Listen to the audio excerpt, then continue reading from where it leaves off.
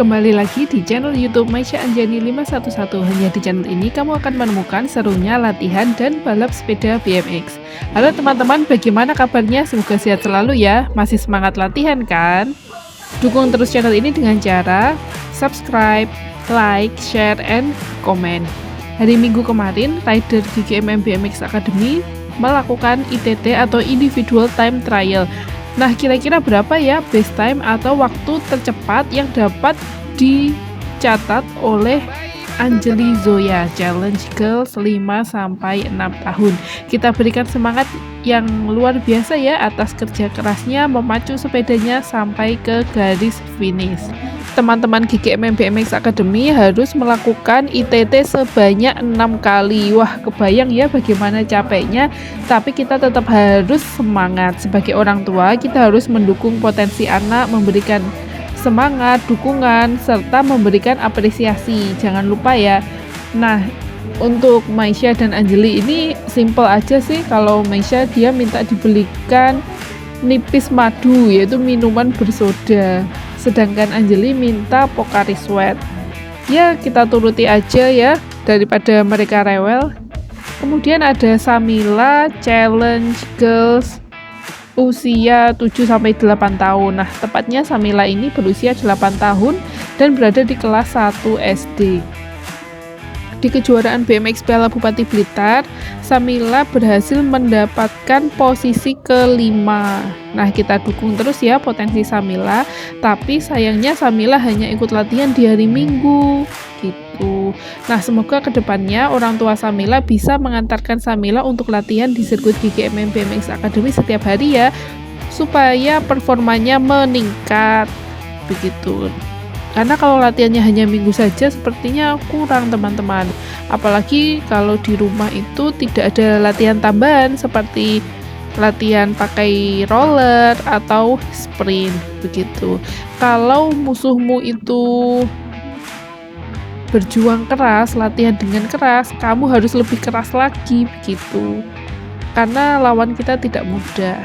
Berikutnya ada siapa ya? Ada Akila Almeida. Nah, Akila ini sudah mencatatkan waktunya kurang dari 1 menit. Jika sebelumnya time terbaiknya itu sekitar 1 menit atau bahkan lebih. Nah, sekarang dia sudah berhasil mencatatkan waktu antara 59 detik. Kita dukung terus ya, supaya Akila Almeida lebih semangat lagi latihannya. Nah, untuk Akila ini dia sudah mulai ikut latihan setiap hari, namun di beberapa hari dia tidak ikut latihan karena harus les pelajaran. Nah, tapi pelatih GGMM berpesan kepada ibunya Akila supaya di rumah itu juga ada latihan tambahannya gitu. Teman-teman jangan sampai bosen ya latihannya. Yang pertama memang kita harus menyenangi dengan apa yang kita lakukan gitu. Karena kita senang, kita itu jadinya sukarela untuk melakukannya karena kita awalnya senang, kemudian bisa mencintai sepeda BMX. Nah, jadi kita tidak gampang capek, tidak gampang mengeluh, melainkan tetap bersemangat. Kalau kita sudah senang, kita cinta terhadap balap sepeda BMX, mau latihan berapa lap pun, kita ya tetap enjoy aja gitu. Mau kalian endurance berapa puluh kilometer ya tetap kita lalui sambil ketawa, sambil kita menikmati prosesnya. Tidak hanya berorientasi pada hasil, tetapi kita yang paling penting bisa menikmati setiap prosesnya. Berikutnya ada Akila Blending ya, yang sudah memasuki berem terakhir menuju jalur keempat sirkuit GGMM BMX Academy. Nah, teman-teman tahu nggak, ternyata ibunya Akila ini juga ikut balapan loh. Akila A dan Akila B semuanya itu mempunyai ibu yang dulu merupakan atlet BMX. Wah, keren banget ya, pasti mereka mempunyai keturunan atau bakat dari orang tuanya yang merupakan atlet balap sepeda BMX. Nah, teman-teman, apaan tuh? Ternyata ada para layang ya yang terbang di atas sirkuit GGMM BMX Academy. Seru banget, bisa terbang tinggi. Ya, oke. sebentar aja ada iklan. Selanjutnya kita akan melihat Tommy yang akan melakukan ITT ya, individual time trial. Nah, Tommy ini menggunakan helm baru ya, karena sebelumnya dia pernah jatuh di dekat tabletop saat melakukan jumping dan kepalanya terbentur karena menggunakan helm push bike, jadi perlindungannya kurang maksimal. Setelah kejadian itu Tommy sempat muntah-muntah dan merasa kepalanya pusing begitu. Nah, alhamdulillah orang tuanya Tommy diberikan rezeki ya, sehingga Tommy bisa mendapatkan helm barunya, meskipun tidak baru tapi baru dipakai Tommy. Nah, Tommy juga sudah menggunakan body protector ya. Semoga kedepannya semakin lengkap lagi perlindungannya dengan knee dan elbow protector. Untuk jersey yang dipakai sebenarnya perlu pakai yang lengan panjang begitu, karena di berbagai balapan tingkat nasional atau bahkan internasional itu jersinya pasti lengan panjang gitu. Tapi pelan-pelan aja, yang penting kita itu konsisten latihan, sambil jalan kita bisa melengkapi kebutuhan yang lain.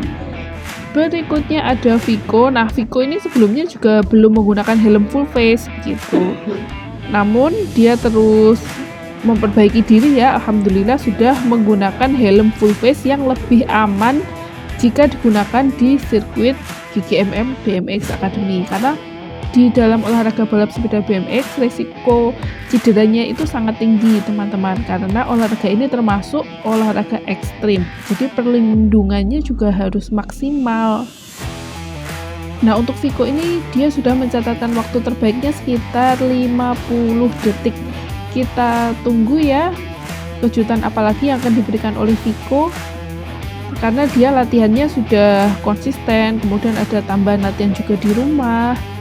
Semoga Vico semakin baik best time-nya dan mencatatkan waktu terbaiknya. Berikutnya ada siapa lagi ya? Wah, kayaknya udah nggak sabar nih. Ini yang kecil-kecil dulu teman-teman, yang akan melakukan ITT.